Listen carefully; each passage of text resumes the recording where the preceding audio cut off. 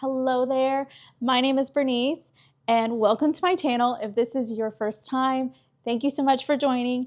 And if you are brand new, if you are visiting again, or if you are back on my channel again, thank you so much for supporting me. I really appreciate it as I build my channel and as I build this community. So I'm gonna set this camera down really quickly because I am currently in the process of making some chicken nuggets for dinner. I'm recording this video at like 7 o'clock, and I meant to do this a while back, and I've actually done a few different video recordings, and none of which I really liked. They all felt a little scripted, and so I wanted to do something a little bit more on the like out of the blue. So that is what we're doing. Something that I want to talk to you about, and maybe even get some of your feedback. So obviously from the title, how to find godly friends. The other thing that I want to include in there is also how to be a godly friend. And I have an audience if you want to see them. That's my dog right there. He's just trying to be in the video. Say hi, Ju. Okay, so I'm actually going to be talking to you about my journey in finding godly friends. And that's kind of still in the works because my husband and I, we moved back to our home state about 6 months ago. And so we are settling in, and obviously we're still trying to find a place to live. And now that we have a church that we're attending, I am trying to step more out of my comfort zone and find some friends.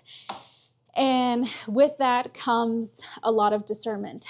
And so in my previous friendships, I will say that I don't think that I was truly being a godly friend, nor was I surrounding myself with godly friends. And so I wanted to make this video to kind of give you some advice, I guess, if you're looking for one, and just kind of my situation right now, like what I am doing. And yeah, maybe this will help you, and maybe you'll be giving me some feedback as well. So this will be good for the both of us. But right now, actually, let me get my chicken nuggets out before we start talking more. Okay, they're a little dark.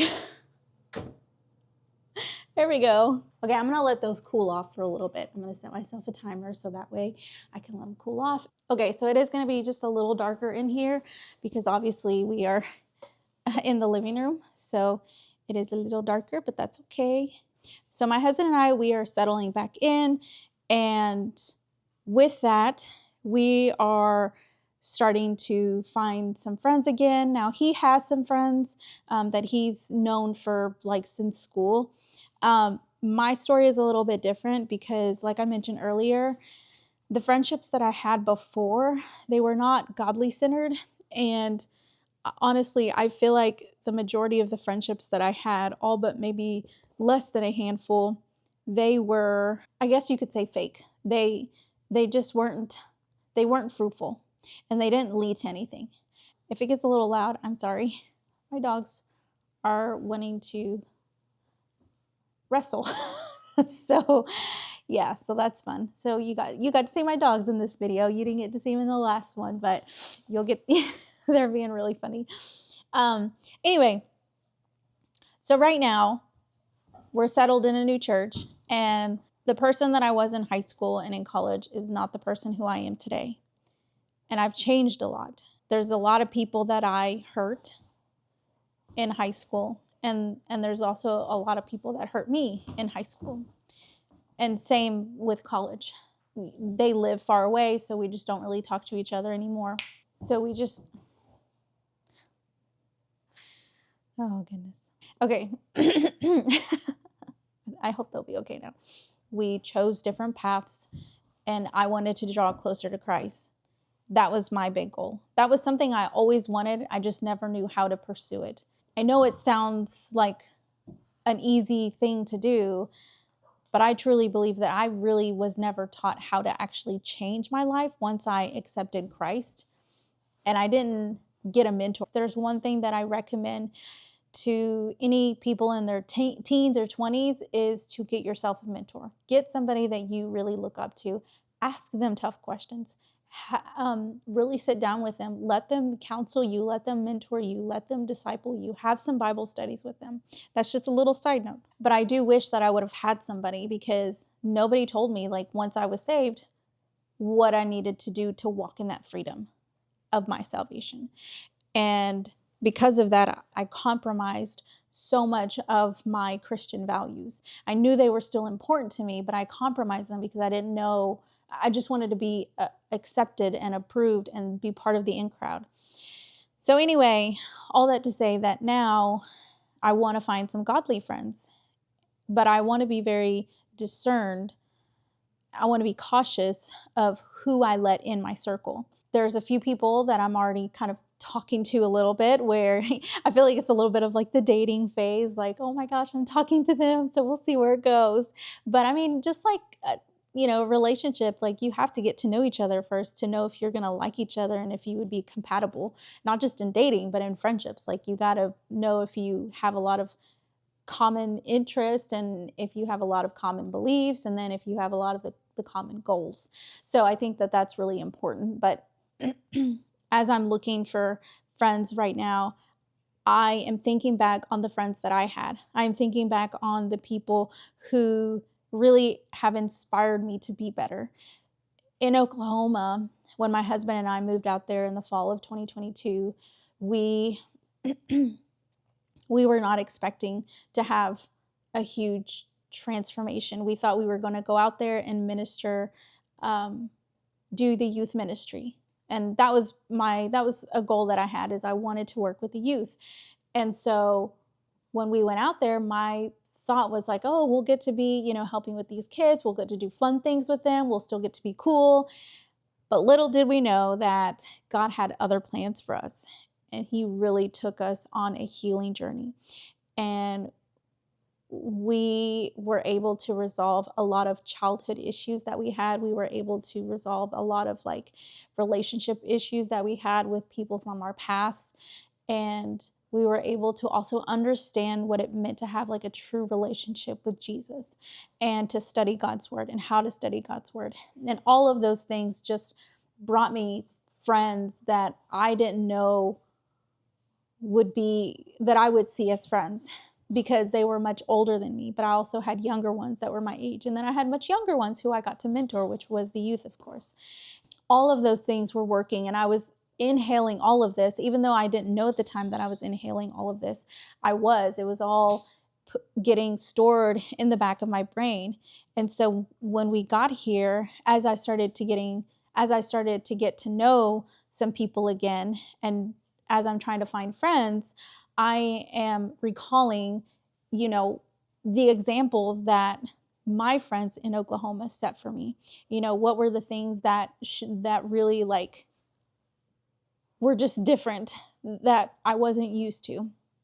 So one example I want to give is when we first got out there and I met them, in the first couple of weeks, I literally even said this to my husband. I was just like, these people are too nice. Like, they are super crazy. And I feel like they're all just fake people, just trying to be all, because I had such a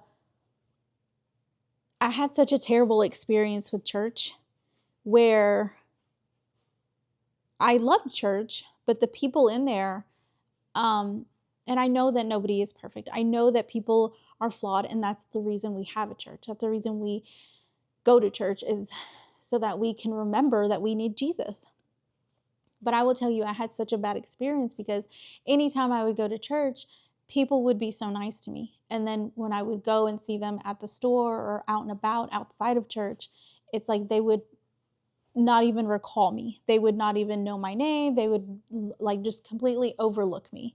And so when I got to Oklahoma and when we met these people, I was just like, oh my gosh, they're overly nice. And then I would see some of them at the store, and I just kind of froze, because I didn't know whether to say hi, because I was like, I was prepared to be ignored, is what, like, it was the defense mechanism in me that I just was preparing myself, like, okay, these people are going to do the same thing that other previous churches have done. And that was not the case. That I can recall, every single person was like, hey, how are you? And I was just like, hi. Like, wait, you know me? Like, you remember me? And that's really sad to even say, like, thinking about it. I'm like, gosh, man, that's horrible that I went through that. But it caught me off guard. It caught me off guard because I never had that before. And that was the moment of discovering what true godly friends were like. And another example is when we got invited to a small group, little gathering. So there was a group of families. They invited us out for Thanksgiving because obviously it was our first time in Oklahoma and we weren't going to be able to go home. And so they invited us out to have dinner with them, Thanksgiving dinner with them. So we brought we brought our food and we took it over there. We had a great time with them. We were nervous. My husband and I, we went out there and we were just like, I'm so nervous. Like, what are they going to think about us? Like, I hope they like us and, all that stuff. It's kind of like going out on a date. And, a couple of days later, they were like, hey, would you guys like to join our small group? And we were like, oh my gosh, yes, we're in. Like, yay, these people like us. They want to be our friends. And then I don't know if it was a couple months later or maybe like a year later after that, we sat down and talked and they were like, yeah, we were really interested in you guys joining our group because a lot of our kids are with you all, but we wanted for you to also be a part of their lives as well.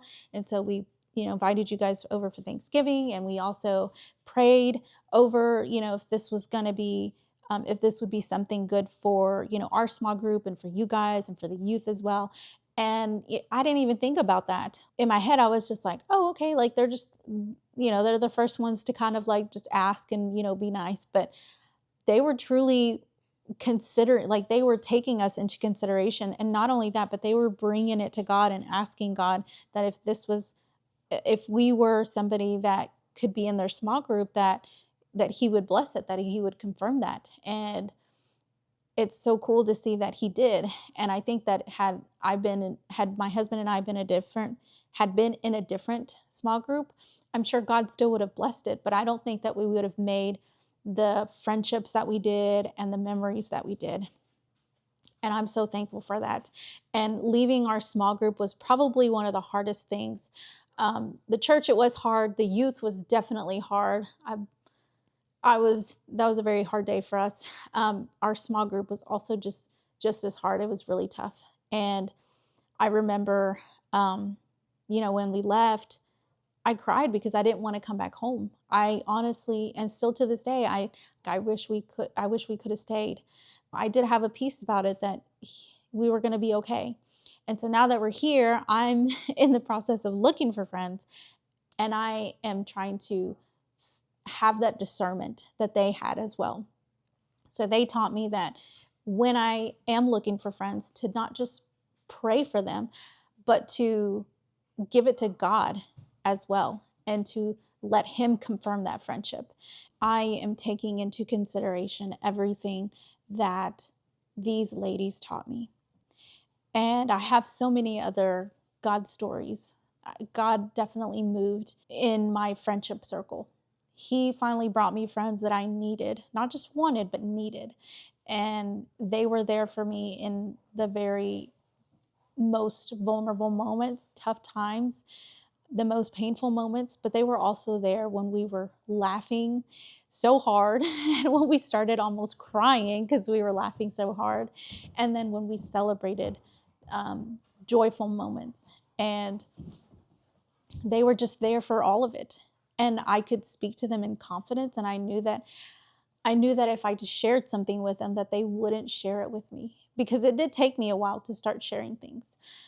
So that was really nice to experience. And I gained a lot of peace from that. And I also gained a lot of confidence. I have high standards. And so those high standards is, I want to have a friend. And I think that if you're looking for friends, godly friends, that you need to also be looking for someone who isn't going to gossip, isn't going to gossip with you, but isn't going to gossip about you as well. I remember a situation in our small group, and I didn't even know that I was doing this. Sometimes we don't even know the habits that we have. But I remember I was talking about a situation, and I was frustrated with with an individual, and I spoke about her in a negative way. And I just wanted to kind of be affirmed in that. And I never got that. The friends that I had, my small group that I had, they instead were frustrated with me, but they handled it in such a beautiful way that they didn't speak negatively about the person, even though they understood my frustration, and even they themselves had some issues with that person too, but they did not speak about that individual in a negative way. And so it was really nice to see that in a different light. And it made me realize, like, oh my goodness, I didn't realize that I I was putting somebody down, and I wanted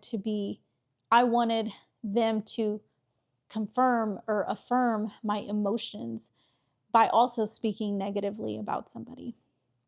And so now that's something that I consider when I talk to somebody. How do they talk about someone, and how do they speak about them? Is it in a good light or in a negative light? And so I try to be a inspiration to speak positively about them, or at least not speak negatively, and neutralize the situation or the conversation. And then the other thing is to not be envious of them. I had one friend who I still talk to, and we still connect, and we actually send each other reels, really fun reels. But when we first got there, a couple of months after we had settled in, I experienced my first miscarriage. And one of the leaders of the church found out, and he told, the other leaders of the church. So it was just really the leaders. And they approached me that Sunday, and they were really kind and private, but I was still I was angry actually that they knew. And I was like, why would somebody tell, like, I didn't say you could tell them, like, I didn't want that. But they were all really kind. They were all really private. They weren't making it known. Like, they weren't like, hey, I heard, they just gave me a hug, and they whispered to me in my ear, and they were like, hey, if you need anything, just let us know. We're praying for you. Just wanted you to know that. And that was it. Like, they didn't try to make a big fuss about it. And I was really grateful for that. But the thing that I remember is I had one girl. She was at church, but she didn't come up to me. And after church, I heard a knock on my door, and I went to go open it, and it was the girl that I saw at church. And she said, hey, do you have a second? Can I talk to you in private? And I was like, yeah. And I mean, we had only been there for about a couple of 3 months, maybe 4 months. And I took her into my bedroom so we could have a private conversation. And she said, hey, I didn't want to say anything at church. I don't know how private you are about these things. And so I wanted to make sure that you knew that I wasn't trying to, like, call you out, or, like, not call you out, but, like, trying to, like, make a big scene about it.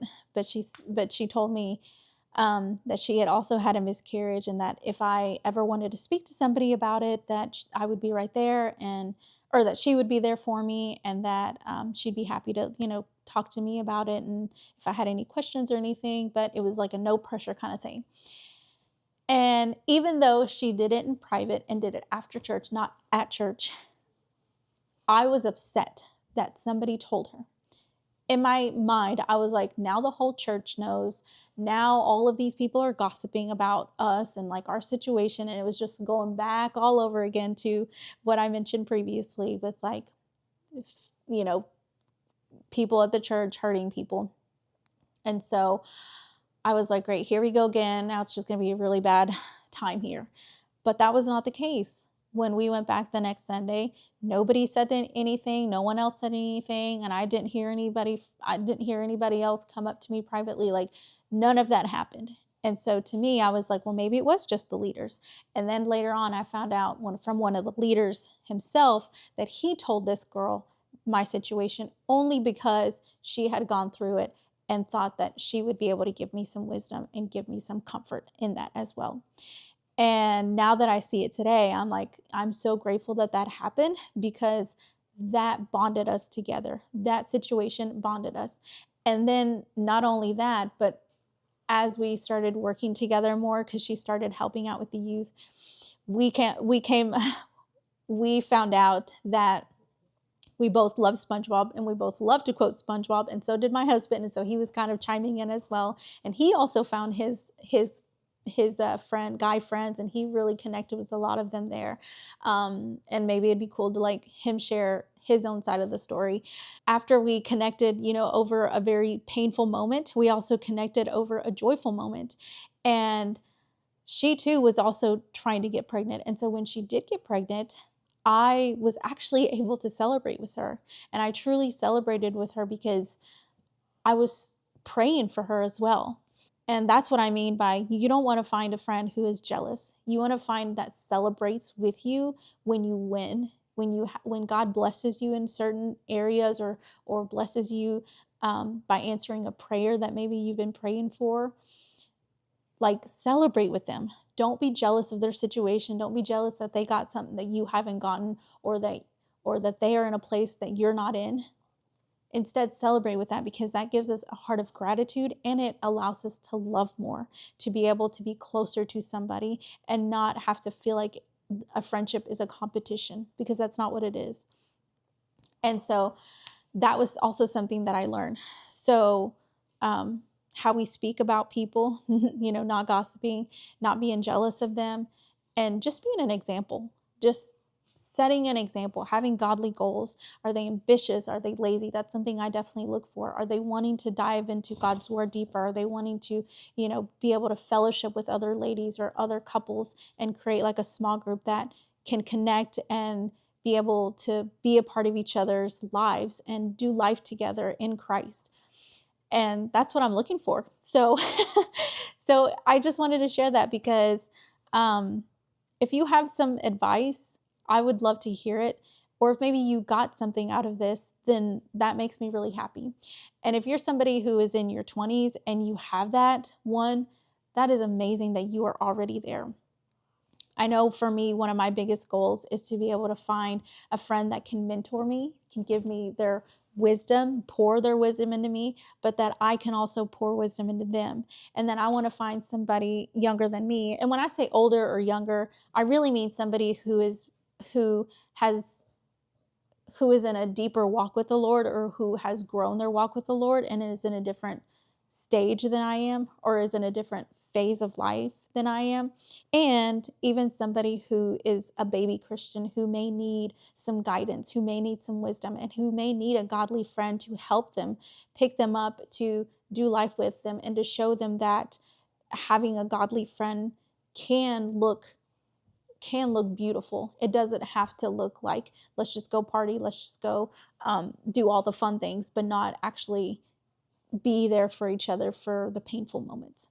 So anyway, that's all I have. I hope that it wasn't too boring, but I wanted to really talk about this because it is something that I am currently going through. And if you're currently going through that as well, and you're looking for a friend, then maybe we should be friends. No, but seriously, I think that we can still be internet friends. I mean, that's the point I'm making this channel, is so that we can be friends together and have a community that we can bond over things like this. But anyway, yeah, that's all I have for today. Thank you so much for listening. I really appreciate you coming on here. And if you want to share this with a friend, please feel free to do so. That makes you just an awesome friend, that you get to share that with somebody and be like, hey, I love this, and I want you to know that I would love to be your friend. Wink, wink. Maybe that's your way of telling them, like, hey, I want to be your friend. But anyway, thank you so much for joining me. And I hope you guys have a wonderful weekend or a week whenever you're watching this, and have a blessed day. And I will see you in the next video. Bye.